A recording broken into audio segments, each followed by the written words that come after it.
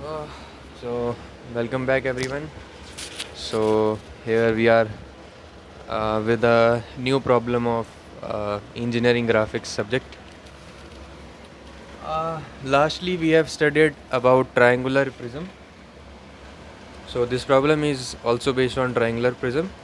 Uh, Lastly, the question we practiced, uh, the triangular prism was having somewhat of inclination with horizontal plane only, but here in this problem it is also having inclination with horizontal plane and also side by side with vertical plane also. So let's see how to project this. So where is the problem? I will read it loud for you guys. Triangular prism, base side 50 mm, axis height 75 mm, is resting in HP on one of its base side. Then it is inclined to the HP in such a way that the base surface is inclined at an angle 50 degree with HP.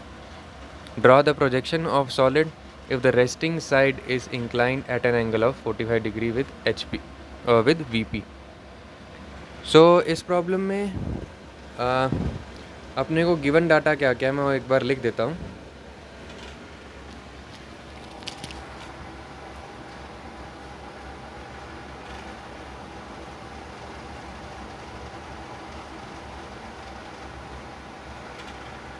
जो उसका base length है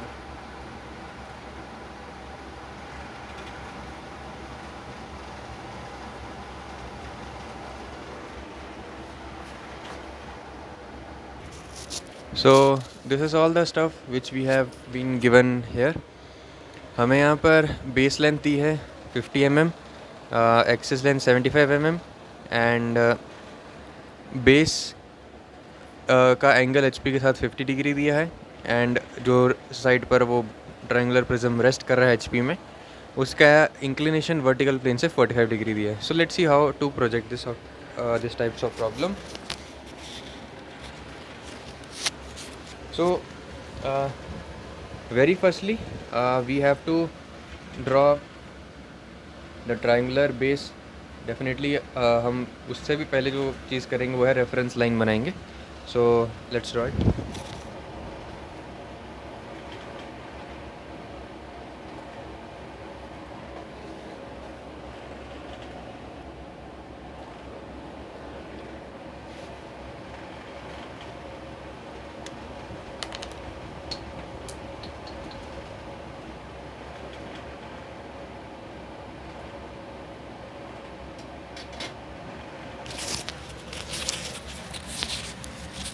सो this is your reference line.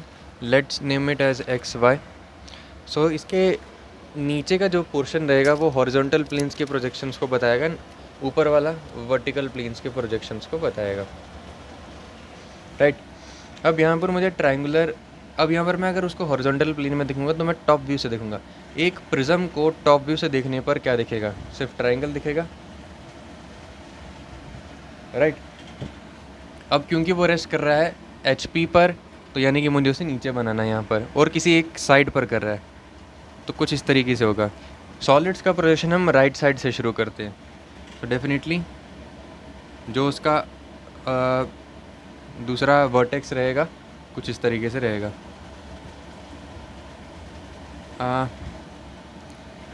Definitely फिर तुम्हें यहाँ पर इसका centre चाहिए रहेगा.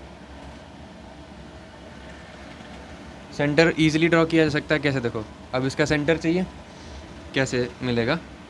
देखो यहाँ पर क्या करो, ये जो वर्टेक्स था इससे एक सेंटर लाइन पास कराओ सच दैट कि वो ये वाली जो बेस साइड है, let us name it ABC.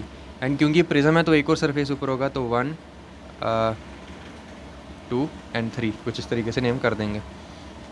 अब क्या करना है, लोअर बेस से जो अपोजिट साइड है ये वाली, इसके मिड पॉइंट से एक सेंटर लाइन पास करनी है. अब फिर उसके बाद ये जो कॉर्नर है यहाँ से एक सेंटर लाइन पास करनी है सच दैट वो इस साइड के मिड पॉइंट से पास हो रही हो. तो जो भी इन दोनों लाइंस के इंटरसेक्शन होगा डेफिनेटली इस ट्रायंगल का सेंटर होगा, या कह सकते हो उस प्रिज्म का एक्सिस के पास होने वाला पॉइंट होगा. सो जब मैं इस ट्रायंगल को ड्रॉ कर लूँगा, बेस लेंथ इसकी 50 mm है डेफिनेटली ये जो लेंथ रहेगा 50 mm रहेगा। इसके बाद मैं इसके प्रोजेक्शंस को ड्रॉ करूँगा। डेफिनेटली यहाँ पर ये ट्रायंगुलर बेस को डार्क ड्रॉ करना है और ये जो प्रोजेक्शन लाइन्स है इसको फेंट ड्रॉ करना है, और यहाँ पर एक्स वाई लाइन पर इसका प्रोजेक्शन बनाना है जो कि एक स्ट्रेट लाइन की तरह रहेगा। अब उसका नेम क्या हो जाएगा, A comma 1 dash, sorry A dash comma 1, and यहाँ पर हो जाएगा B dash comma C dash comma 2 comma 3। So इस तरीके से यहाँ पर ये रहेगा। एक्चुअली यहाँ पर ये 2 और 3 नहीं आएगा क्योंकि ऊपर वाले बेस पे आएगा, तो A dash B dash comma C dash आ जाएगा। अब यहाँ से इसके सेंटर से पास होने वाली जो एक्सिस रहेगी वो इसकी प्रिज्म की एक्सिस होने वाली है। यहाँ से जो तुम सेंटर लाइन पास करोगे इसके सेंटर से, तो कुछ इस तरीके से रहेगी। अब एक्सिस लेंथ 75 mm है, तो 75 mm पर ऊपर जाके मार्किंग कर देनी है और बाकी पॉइंट्स को उस पॉइंट तक एक्सटेंड कर देना है रोलर की हेल्प से। मेक श्योर कि लाइंस आपस में पैरेलल हों। आई गेस यहाँ पर थोड़ा गलत बन गया। ओके, सो इसके एडजेसेंटली यहाँ पर तुम इसको 2,3 और 1 करके नेम कर सकते हो। तो ये तो तुम्हारा जो है वर्टिकल प्लेन में प्रिज्म कैसा दिखेगा, सामने से तो रेक्टेंगल ही दिखेगा। सो कुछ इस तरीके से रहेगा। अब इन्होंने बोला है कि बेस जो है HP के साथ 50 डिग्री के एंगल पर है, यानी कि ये वाली लेंथ 50 डिग्री एंगल पे बनानी मुझे HP के साथ। अब देखो, अगर मैं HP के साथ 50 डिग्री एंगल पर उसे बनाऊंगा तो वर्टिकल प्लेन में प्रोजेक्शन कैसा दिखेगा। ऑब्वियसली यही रेक्टेंगल थोड़ा सा टिल्ट हुआ दिखेगा। अगर अभी इस कंडीशन में ऐसा है तो थोड़ा सा ऐसे दिखेगा। तो उसको वर्टिकल प्लेन में ड्रॉ कैसे करेंगे, कुछ डेफिनेटली वो बताता हूँ। सो यहाँ पर क्या करो, किसी भी रैंडम पॉइंट पर तुम चले जाओ एंड ये होगा तुम्हारा B dash comma C dash. Okay, and यहाँ पर डायरेक्टली क्या करना है, 50 डिग्री एंगल पर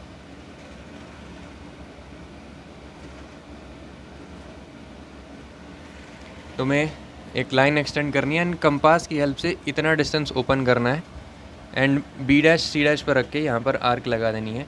सो जो आर्क वाला पॉइंट होगा तुम्हारा ए डैश हो जाएगा। एंड डेफिनेटली फिर ये सेंट्रल लाइन के लिए भी ऐसे ही करना है, कंपास की हेल्प से ओपन करना है एंड डेफिनेटली पास करना है यहाँ से। तो ये जो इसकी एक्सिस है इसको एक्सटेंड कर दो, यहाँ से इन लेंथ्स को एक्सटेंड कर दो 75 mm, और यहाँ से इन दोनों एक्सिस को 75 एक्सटेंड कर दो, ये ऑटोमेटिकली ज्वाइन हो जाएगी। इसकी लेंथ की टेंशन लेने की ज़रूरत नहीं है। सो इसके एडजेसेंट पॉइंट 1 और ये 2,3 रहेंगे। ओके, और ये एंगल 50 डिग्री रहेगा। सो कुछ इस तरीके से वर्टिकल प्लेन में दिखेगा। हॉरिजॉन्टल प्लेन में दिखाने का कोई मतलब नहीं है, क्योंकि हॉरिजॉन्टल प्लेन में तब भी मैं ऊपर से देखूंगा तो ऐसा ही दिखेगा। सॉरी, गलत बोल रहा हूँ। अब ये हॉरिजॉन्टल प्लेन में कैसे दिखेगा, वही चीज़ दिखानी है अभी अपने को। तो क्या करना है, अभी यहाँ पर इसके प्रोजेक्शंस ले लेते हैं। तो जो भी यहाँ पर पॉइंट्स ऑफ इंटरसेक्शंस या कॉर्नर्स तुम्हें दिख रहे हैं उनको एक्सटेंड कर देना है प्रोजेक्शंस के लिए कुछ इस तरीके से। आई गेस ये HP और VP अब मुझे इरेज कर देना चाहिए।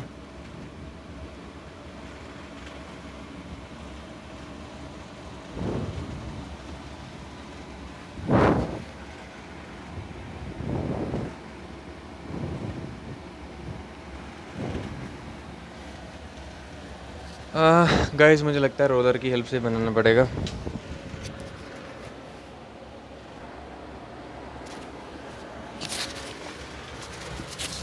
यहाँ पर मैंने रोलर की हेल्प से पूरा प्रोजेक्शंस ड्रॉ कर दिए हैं। अब सिमिलरली यहाँ पर हम हॉरिजॉन्टल प्रोजेक्टर्स भी ड्रॉ करेंगे।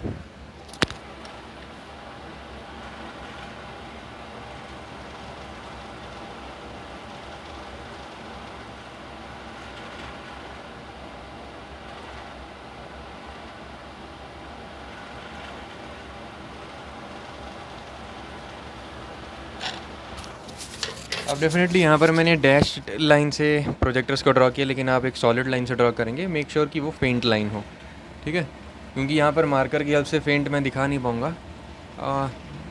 होप सो मैं डिफरेंट कलर से ट्राई कर सकता हूँ, अभी तो अवेलेबल नहीं है। सो यहाँ पर फिर हम प्रोजेक्टर्स के इंटरसेक्शन से पॉइंट्स मार्क करेंगे।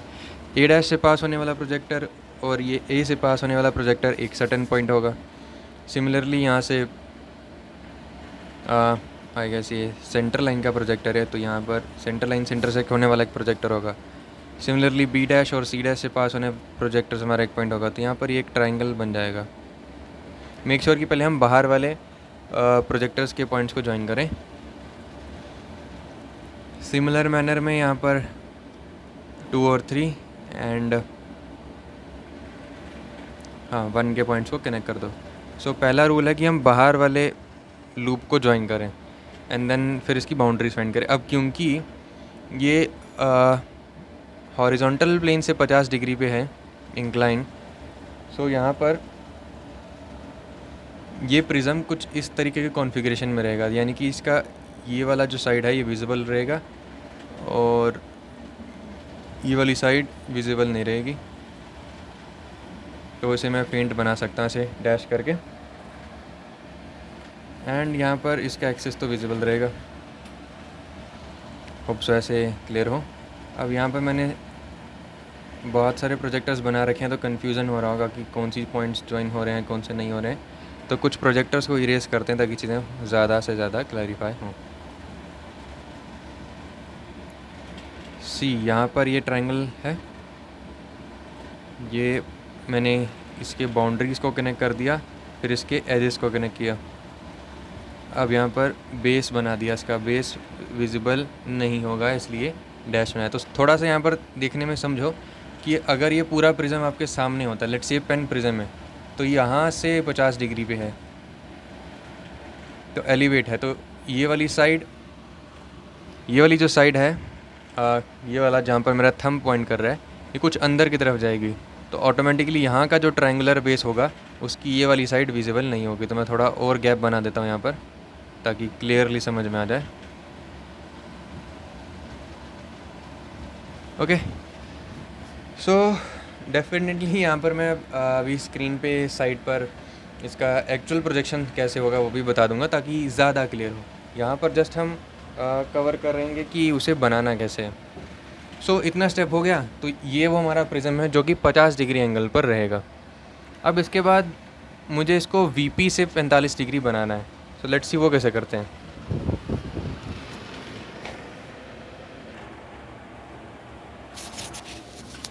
सो यहाँ का पोर्शन मैंने इरेज कर दिया है ताकि ज़्यादा स्पेस मिले। So let's extend this line.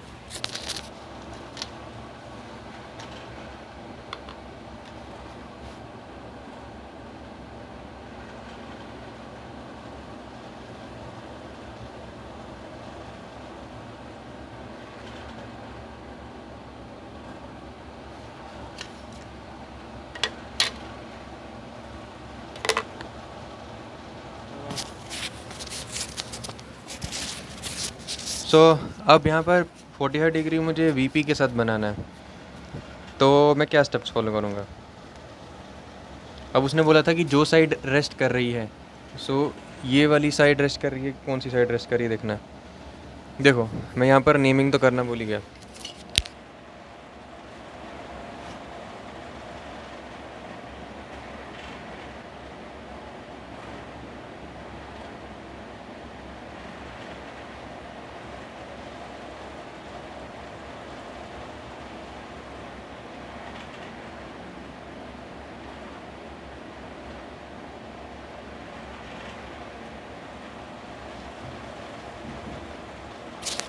तो यहाँ पर सभी की सभी नेमिंग हो चुकी है। तो यहाँ पर जो साइड BC है वो रेस्ट कर रहा है, ठीक है। तो BC जो है 45 डिग्री होगा VP से। अब VP से 45 डिग्री होगा तो किस तरीके से बनाएंगे।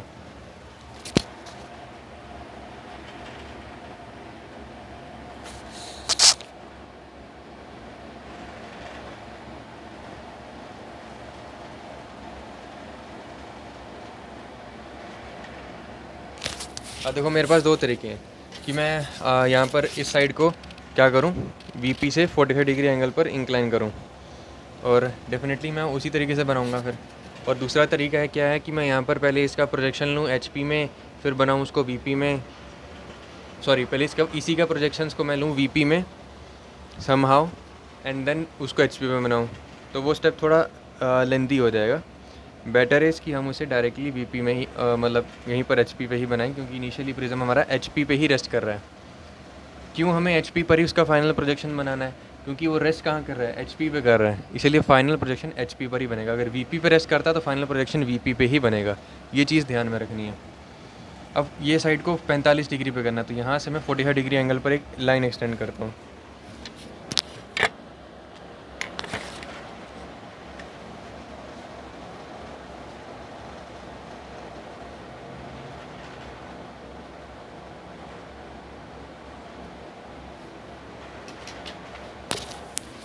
सो एज इन यहाँ पर मैं कोई प्रॉपर एंगल्स का यूज़ नहीं कर रहा हूँ, बट जब हम बनाएंगे तो प्रॉपर एंगल्स का यूज़ करेंगे with the help of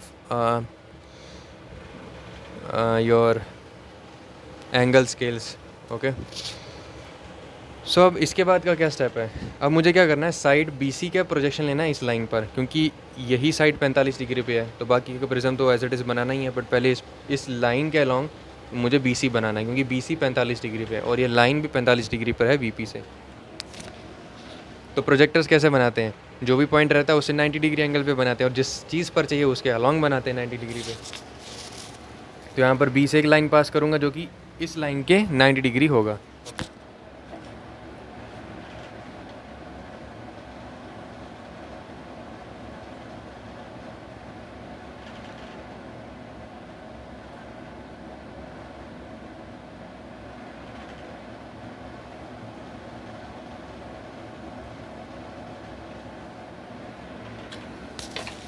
so luckily by default ये लाइन फेंट बन गई है। होप सो आपको क्लियर तो हो ही ये लाइन। तो यहाँ पर डेफिनेटली ये जो प्रोजेक्टर्स हैं ये हो जाएंगे मेरे बी और सी के प्रोजेक्टर्स। ओके, अब बाकी का प्रिज्म कैसे ड्रॉ करना है? अब बाकियों से भी तुम्हें प्रोजेक्टर्स बनाने पड़ेंगे। सो मैं बनाता हूँ।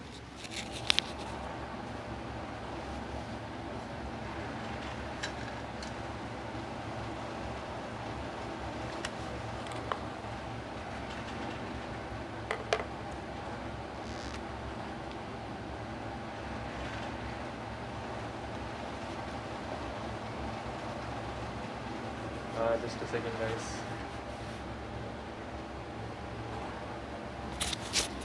सो होप सो अभी तक वीडियो बोरिंग ना लग रही हो। वैसे तो ईजीआर की वीडियोस बोरिंग होती भी नहीं है, बट मैं बेस्ट ट्राई करूँगा कि मैं इंटरेक्ट कर करके पढ़ाऊँ।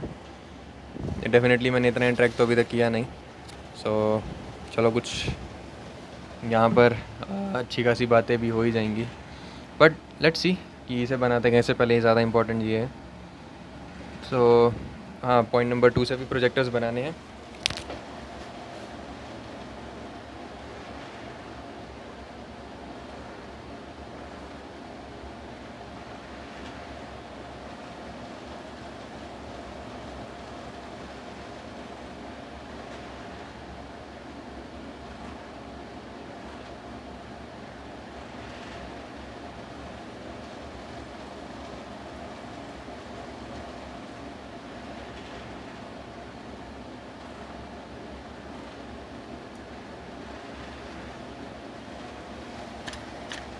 तो यहाँ पर प्रोजेक्टर्स बना दिए हैं।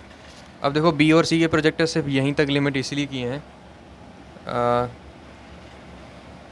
क्योंकि क्योंकि बीसी लाइन तो मुझे इसी के अलॉन्ग चाहिए था, तो यहीं तक प्रोजेक्टर सके। बाकी सभी पॉइंट्स के प्रोजेक्टर्स को आगे तक एक्सटेंड किया। एक्चुअली यहाँ पर एक पॉइंट का छूट गया।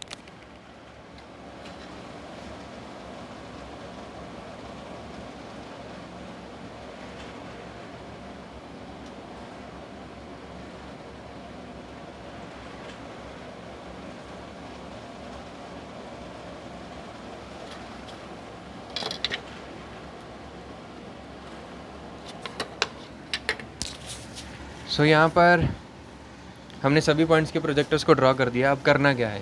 अब मुझे उन पॉइंट्स को फाइंड आउट करना है। तो मैं कैसे करूँगा? देखो प्रिज्म तो यही है, अब मैं करूँगा क्या, मैं यहाँ पर स्टेप बाय स्टेप समझाता हूँ।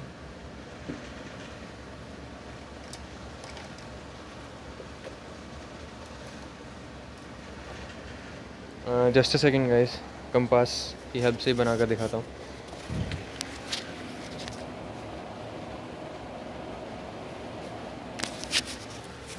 तो यहाँ पर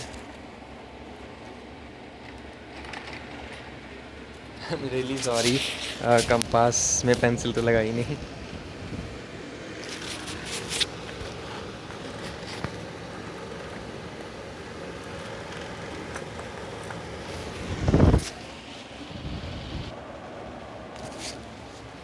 So yeah, compass is ready to go.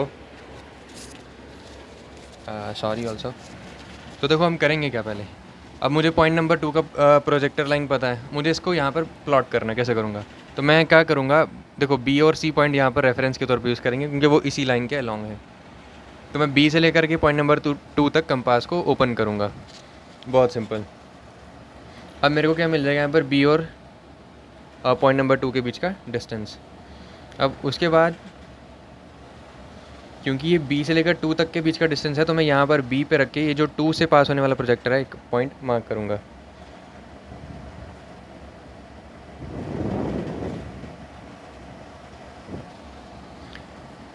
और दूसरा तरीका क्या होता है कि मैं डायरेक्टली इसी पर रखूँ और आर्क लगा दूँ। अब दोनों में से सही वाला कौन सा है, तो यही एक मैंने जानबूझ के ऐसा मतलब दोनों तरीके इसलिए बताए क्योंकि ये कन्फ्यूजन क्रिएट करते हैं कभी कभी, तो दोनों ही बता दिए। सो क्या रहता है ना कि हम लोगों को है कि ये देखो बी पॉइंट है, बी से 2 है, तो यहाँ से बी से 2 का एग्जैक्ट डिस्टेंस मुझे प्लॉट करना रहेगा। अब 45 डिग्री वाले प्रोजेक्टर पे है। और दूसरा है कि मैं यहाँ पर बस इस पॉइंट पर रखूँ जहाँ से 2 वाला प्रोजेक्टर पास हो रहा है, यहाँ पर कट लगा दूँ। तो एज इन होगा क्या कि मैं यहाँ पर एज्यूम करूँ कि बी पॉइंट यहाँ पर है और फिर वहाँ से मैं 2 को मार्क कर रहा हूँ, बट बी तो एग्जैक्टली यहाँ पर है ना। तो दोनों में से सही वाला ये है कि अपने को बी पर रख करके फिर 2 वाले पे प्रोजेक्टर पे मार्क करना है। ऐसे ही सभी साइड्स के लिए करना है, बी सी का यूज़ करके बाकी सभी साइड्स के डिस्टेंस को नापना है। अब क्या कर सकते हो, यहाँ पर तुम्हें 2 वाला प्रोजेक्टर मिल जाएगा, तो फिर 2 से 3 के जितना कंपास को लो, 2 पे रख के 3 वाले पे आर्क लगा दो, नहीं तो डायरेक्टली बी से नाप लो, कोई दिक्कत नहीं। बट बेस्ट यही है कि यहाँ पर तुम साइड बाय साइड जो लेंथ है उसको यूज़ करो, क्योंकि वो बेटर रहेगा। यानी कि पहले 2 प्रोजेक्ट कर दिया, लेट्स से कहीं पर यहाँ पर 2 आया,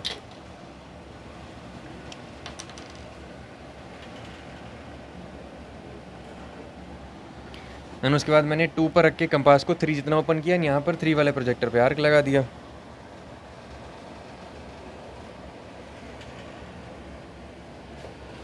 या ऐसे आएगा। एंड 1 से पास होने वाले के लिए भी ऐसे ही कुछ करना है।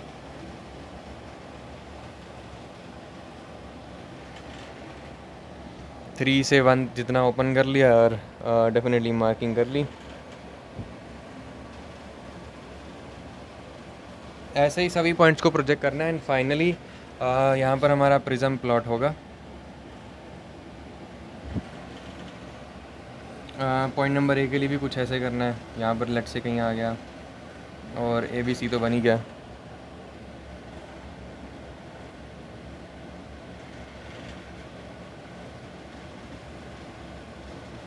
सो ये ए बी सी वाला ट्रायंगल बन गया। अब ये 2 और 3 को कनेक्ट कर दिया सॉलिड लाइन से। यहाँ से मैंने इसके लूप को बंद किया, फिर अंदर वाली साइड फेंट दिखेगी तो मैंने उसको फेंट बना दिया। मतलब यहाँ पर तो डॉटेड ही बताना है, तो सॉलिड लाइन और डैश लाइन का यूज़ करना है अपने को, जो साइड दिख रही है नहीं दिख रही है उनको प्लॉट करने के लिए। एंड 1 और सी को भी कुछ इसी तरीके से ज्वाइन करेंगे। सो इस तरीके से हमारा फाइनल प्रिज्म बन के तैयार हो जाएगा, जो वीपी से 45 डिग्री एंगल पर रहेगा। अब आप स्क्रीन पर साइड पर देख पा रहे होगे कि एक्चुअल प्रोजेक्शन किस तरीके से है। होप सो आपको विजिबल हो। अब यहाँ पर ये क्वेश्चन मैंने स्पेसिफिकली क्यों चूज़ किया है, क्योंकि यहाँ पर हमको दोनों प्लेन से इंक्लिनेशन का बोला था। तो जनरली क्या रहता है ना, जब सिंगल प्लेन से इंक्लिनेशन का रहता है वैसी प्रॉब्लम्स हम सॉल्व कर लेते हैं, बट जब दोनों प्लेन से इंक्लिनेशन की बात आती तब थोड़ा हम कंफ्यूज हो जाते हैं कैसे करना रहता है। सो होप सो आपको ये चीज़ें क्लियर हो। मैं ज़्यादा इंटरेक्ट करके ऑब्वियसली नहीं पढ़ा पाया क्योंकि ईजीआर में ऐसा होगा भी नहीं, बट फिर भी I will try. So thank you for watching, bye bye.